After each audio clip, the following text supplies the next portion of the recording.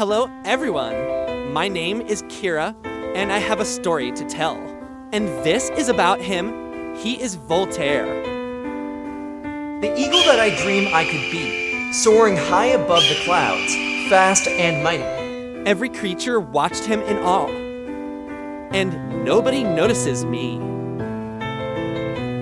And my friends admire him also. Aha, I can do that. I will try to fly high too.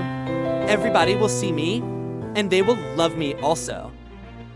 And so I tried to fly high, as much as high as I can. But the wind was so strong and tossed me, and my wings I could not control. I was falling fast. I was trying to catch my fall. And before I dropped down to the ground, Voltaire just right there behind me, and catch my fall. Why you take a risk to fly that so high? I was so envy. When you fly, all creatures adores you. But me? You see, my friend, God created me with big wingspan that I could fly as high and fast as I can. But jealousy and envy forget to see your own self. We only look the other's beauty.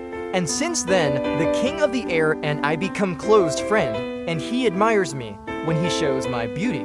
We are all different according to the grace given to each of us. You don't need to be like others to be amazing, you just need to be yourself.